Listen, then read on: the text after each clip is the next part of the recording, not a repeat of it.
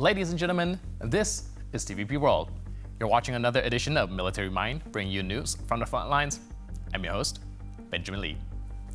Yesterday, at least 2 people were killed and 19 wounded in Kramatorsk after the Russians dropped 3 guided aerial bombs on the eastern Ukrainian city. Ukrainian forces destroyed 66 out of the 78 Iranian-made drones and 4 cruise missiles launched by Russia at Ukraine during an overnight strike. The attack resulted in damage and casualties in several regions of Ukraine, such as Kyiv, Kherson, Zaporizhia, and Donetsk. Meanwhile, Ukrainian forces are pushing on with advances on the west flank of the Kursk sector. Moscow sources are saying, however, that the Russians repelled Ukrainian attacks south and southwest of Glushkovo. The fighting continues in the areas of Korenevo, Darnino, and southeast of Sudzha. On the front line, Ukrainian forces continue to retake positions in the Kharkiv sector. Russian military bloggers have largely acknowledged the Ukrainian capture of the aggregate plant in Vovchansk, but claim that Ukrainian forces were able to take the plant with relative ease because Russian forces withdrew from the area and because the plant was mostly destroyed by artillery and airstrikes. Fighting also continues in the area of Heliboke and Tekhne, with some counterattacks noted in the region. In the Donbass, the Russian army continued to advance on Volydar's western and eastern flanks. Russia's Ministry of Defense says its forces captured several Ukrainian villages within the town vicinity. The Russian army is pushing on Volydar's western and eastern flanks. Filashkin, the governor for the region, said that Russian reconnaissance groups were in the city, but its forces had not captured the town. Moving on to the Middle East, Israel's military says that it struck approximately 75 Hezbollah targets in Lebanon overnight. In a post on Telegram, the Israel Defense Forces identified the target as located in the eastern area of Bekaa in southern Lebanon. The sites hit included weapons storage facilities, ready-to-fire launchers, terrorists, and terrorist infrastructures, according to the IDF. And we open with a clip showing a Russian soldier who thought that hiding in the toilet from a Ukrainian drone might have been a good idea. Good? Maybe. Did it save his life?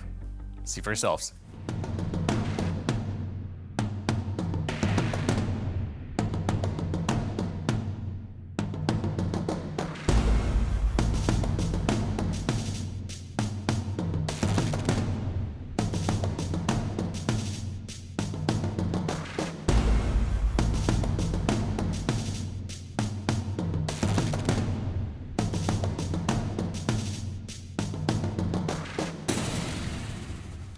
Now moving on to footage showing a direct hit from a 3rd Separate Assault Brigade grenade.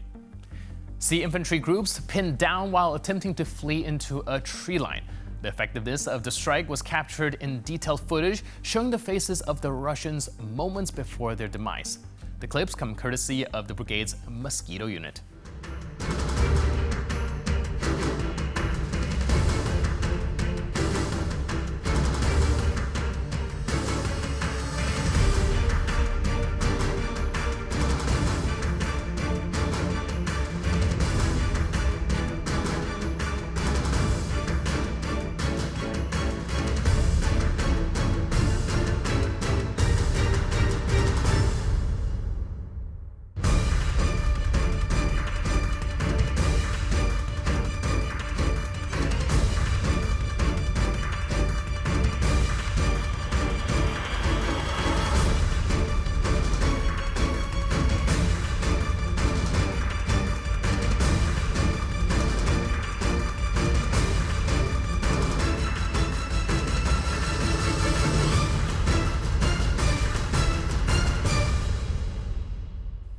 See an innovative method of using FPV drones to mount ambushes, demonstrated by the Wings to Hell unit.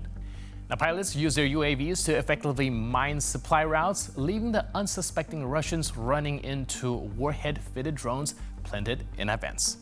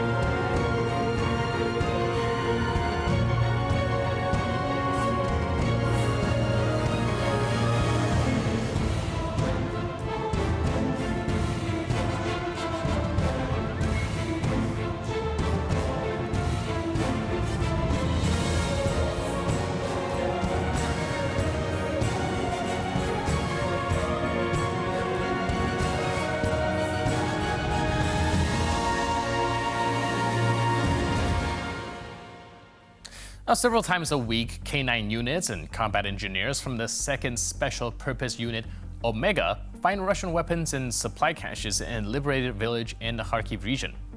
The Russians leave behind ammunition, grenades, and other dangerous items in civilian homes, often booby-trapping them. In one suburban settlement, the dog Yava uncovered one such hidden cache.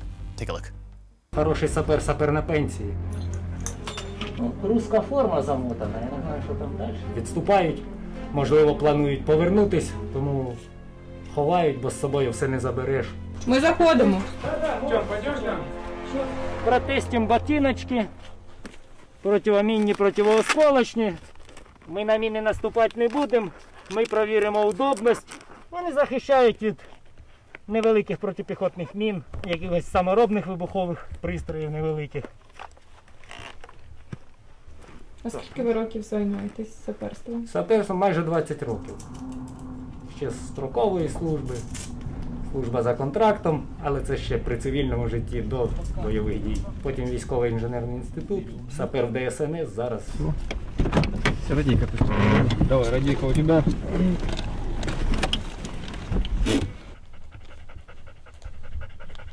А тут кто-то еще есть? Дед есть, да? Председатель только живет. А, не помню.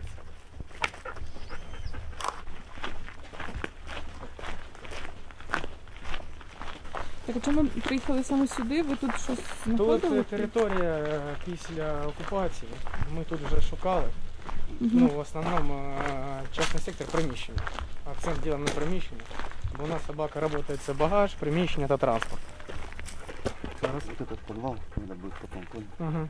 Ну ми не заходимо, коли вже, так сказати, ворога, якщо подвинули далі.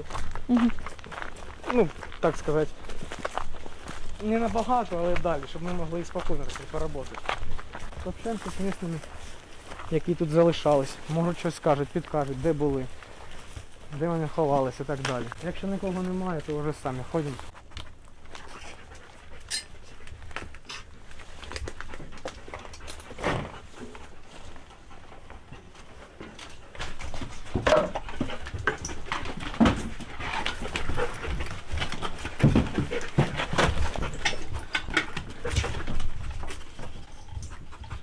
Вона заточена у нас іменно на вибухонебезпечні речовини. Це такі як тротил, пластид, гексоген, порох і так далі. Все, що угодно може бути.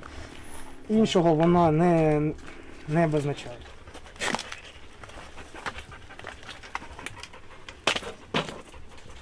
В основном налапники используем, когда налап.